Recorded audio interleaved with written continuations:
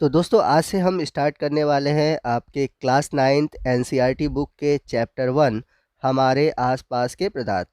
तो वीडियो को स्टार्ट करने से पहले मैं आपसे कहना चाहूँगा कि हमारे चैनल पर क्लास 9 के बहुत सारे वीडियो अपलोड हैं और यदि आप इसमें इंटरेस्ट लेते हो तो मैं आने वाले दिनों में इसके लाइव क्लासेस आपको प्रोवाइड कराऊँगा।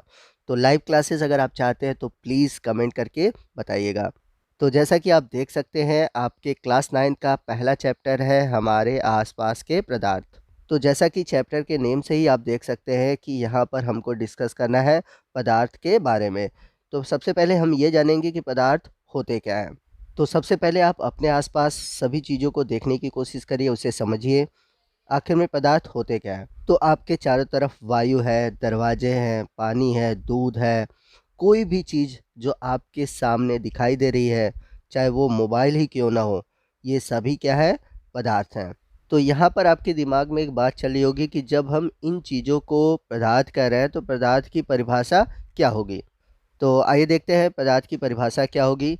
वे सभी वस्तुएं जिनका द्रव्यमान होता है और वे स्थान घेरती हैं, पदार्थ कहलाती हैं। तो इस ब्रह्मांड में कोई भी वस्तु है जिसका कुछ न कुछ भार होता है और वह कोई न कोई स्थान घेरता है, और ये सभी चीज़ें कहलाती हैं पदार्थ। चाहे हम हों, चाहे हमारे कपड़े हों, ये सभी क्या है? एक पदार्थ है। तो क्या आप हमें बता सकते हैं कि कोई ऐसा चीज़ है जो पदार्थ न हो? तो आप अपने आसपास देखने की कोशिश कीजिए, आपको कोई भी ऐसा चीज़ नहीं मिलेगा जो पदार्थ न हो। जैसे अगर आप बात करें वायु की, आप कहोगे वायु में द्रव्यमान नहीं होता, लेकिन ऐसा नहीं है। वायु में द्रव्यमान नहीं होता परंतु ये स्थान को घेरता है, क्योंकि कोई भी रिक्त स्थान हो वहाँ पर क्या पाया जाता है? वायु पाया जाता है। तो इस तरह से वायु भी एक पदार्थ है। तो पदार्थ के 3 रूप होते हैं, ठोस, द्रव और गैस, जिनको हम आगे वीडियो में डिटेल से जानेंगे। तो पदार्थ को हम एक तरीके से और भी परिभाषित कर सकते हैं। पदार्थ वे वस्तुएं होती हैं जिनको हम छू सकते हैं, जिनका अनुभव कर सकते हैं। लेकिन अगर पदार्थ की परिभाषा वैज्ञानिक रूप से देनी है तो इसकी परिभाषा होगी कि वे सभी वस्तुएं जिनका द्रव्यमान होता है और स्थान घेरते हैं, पदार्थ कहलाते हैं। अब यहाँ पर मैं आपसे एक क्वेश्चन पूछना चाहता हूँ कि क्या प्रकाश भी एक पदार्थ है? अगर है तो क्यों? अगर नहीं है तो क्यों?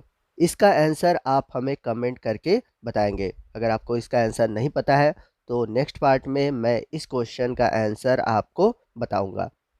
आइए नेक्स्ट हम बात करते हैं पदार्थ से जुड़े हुए कुछ इंपॉर्टेंट चीज़ों की, जिनकी आवश्यकता हमें आगे पढ़ने वाली है।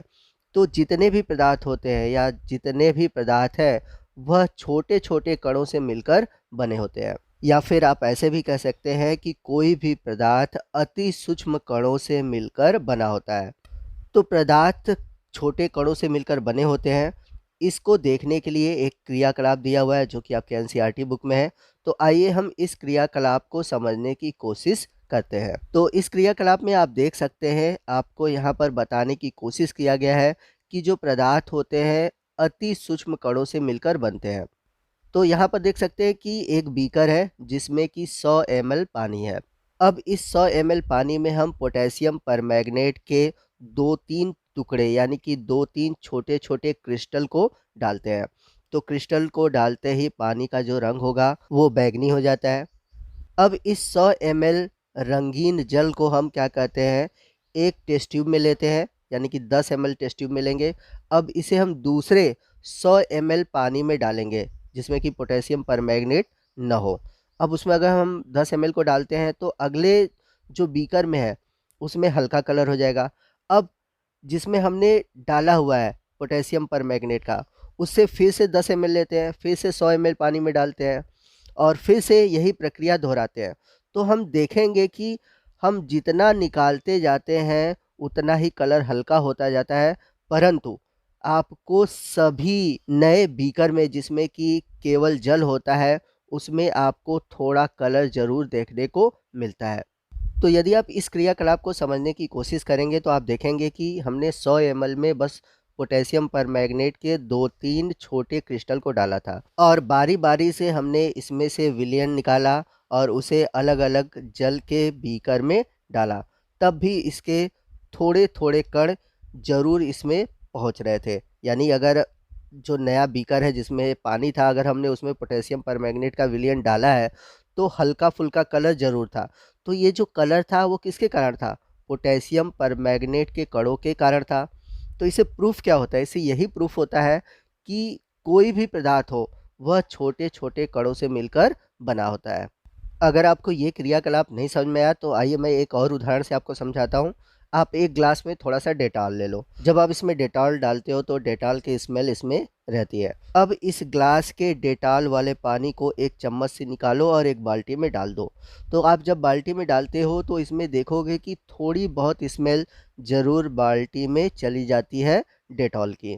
तो इस एक्सपेरिमेंट से हमें क्या समझ में आता है? हमको यही समझ में आता है कि जब हम क्या करते हैं कि थोड़ा-सा डेटॉल निकालते हैं, तो उसमें क्या होता है, थोड़े ही कण होते हैं डेटॉल की, और जब हम बाल्टी में डाल देते हैं तो उसके छोटे ही कण पूरे बाल्टी में फैल जाते हैं।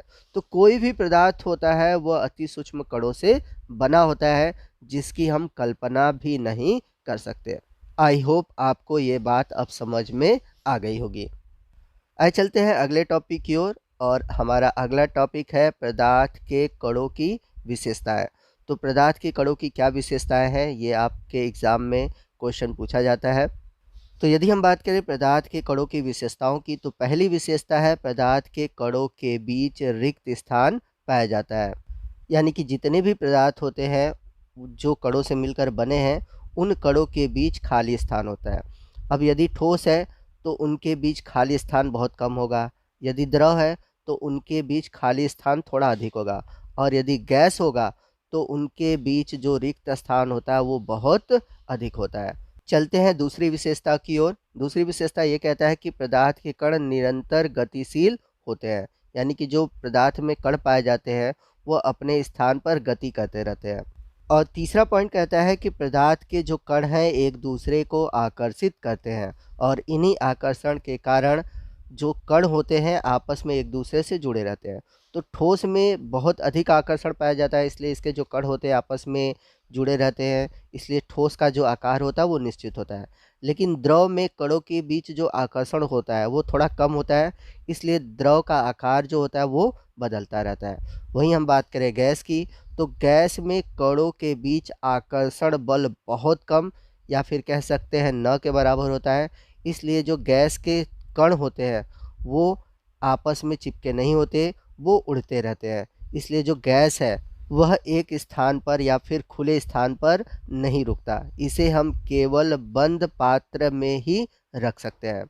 तो इस प्रकार से हम देख सकते हैं कि कणों के बीच आकर्षण के आधार पर ही ठोस, द्रव और गैस अपना आकार निश्चित करते हैं।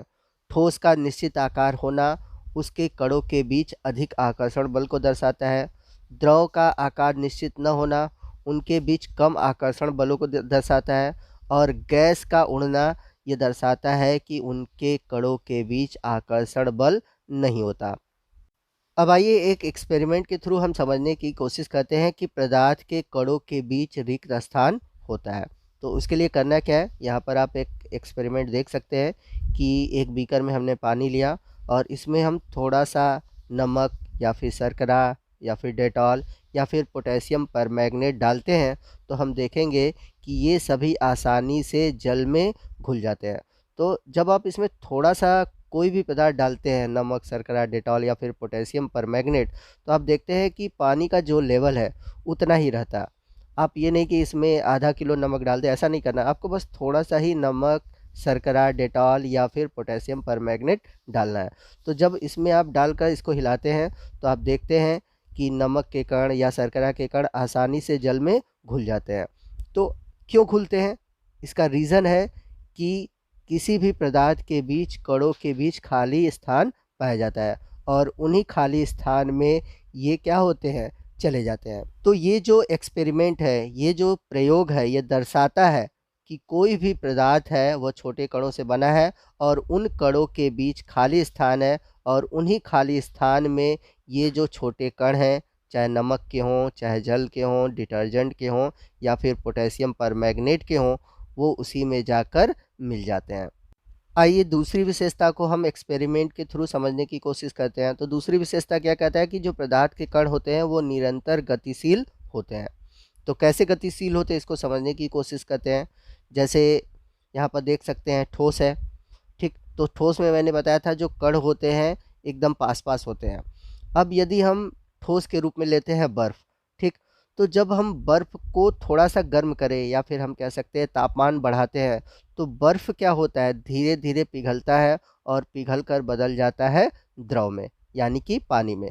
अब यदि हम क्या करें, पानी को भी गर्म करें या पानी को उबालें 100 डिग्री सेंटीग्रेड पर, तो पानी किस में बदल जाता है, भाप में। और भाप क्या है, गैस है। तो इस एक्सपेरिमेंट से प्रूफ क्या होता है, मैं आपको ये समझाना चाहता हूँ।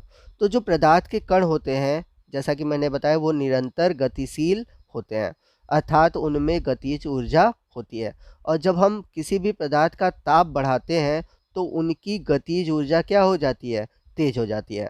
तो जैसे ठोस था, ठोस के कण थे, उनमें गतिज ऊर्जा थी, लेकिन उसमें गतिज ऊर्जा कम थी। लेकिन जब हमने ताप बढ़ाया, यानी कि हमने बर्फ़ को गर्म किया, तो बर्फ़ किस में बन गया, पानी में। तो यदि वो पानी में बदल रहा है, तो वो क्यों बदल रहा है, उसके बदलने का कारण है उसके कणों के बीच गतिज ऊर्जा का बढ़ जाना। इस वजह से आप देखेंगे पानी के जो कण हैं वो थोड़े थोड़े दूर पर हैं, क्योंकि उनकी गतिज ऊर्जा बढ़ गई। अब यदि हमने पानी को और गर्म किया, उबाला, तो हम देखेंगे वो किस में बदल जा रहे हैं, गैस में। तो गैस में बदलने का कारण क्या है, क्योंकि जब हमने पानी को गर्म किया तो उसके कणों की गतिज ऊर्जा और बढ़ गई। तो और अधिक गतिज ऊर्जा बढ़ने से इसके जो कण होते हैं वो बहुत दूर चले गए, यानी कि उनके बीच आकर्षण बल खत्म हो गया। और उनके बीच आकर्षण बल खत्म होने की वजह से ये गैस में बदल गए, यानी कि इसके जो कण हैं वो उड़ने लगे।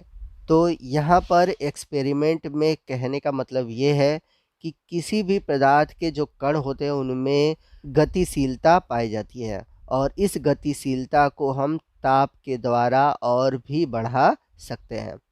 आइए तीसरी विशेषता को समझने की कोशिश करते हैं। तीसरी विशेषता कहता है कि पदार्थ के कण एक दूसरे को आकर्षित करते हैं, ठीक है। तो पदार्थ के कणों के बीच एक आकर्षण बल कार्य करता है, और यह बल कणों को एक दूसरे से बांधे रखता है। तो जैसा कि मैंने पीछे बताया था कि जो ठोस होते हैं, ठोस के कणों के बीच बहुत अधिक आकर्षण बल होता है, इसलिए जो ठोस के कण होते हैं वो पास पास होते हैं और ठोस का आकार निश्चित होता है। वहीं हम बात करें द्रव की, तो द्रव के कणों के बीच जो आकर्षण बल होता है वो कम होता है। इस वजह से द्रव में जो कण होते हैं वो थोड़े दूरी पर होते हैं। वहीं गैस की बात करें तो गैस में कणों के बीच एकदम आकर्षण बल नहीं होता, और आकर्षण बल न होने की वजह से इनके जो कण होते हैं वो अपने आसपास उड़ते रहते हैं। आई होप आपको पदार्थ के कणों की विशेषताएं समझ में आ गई होंगी।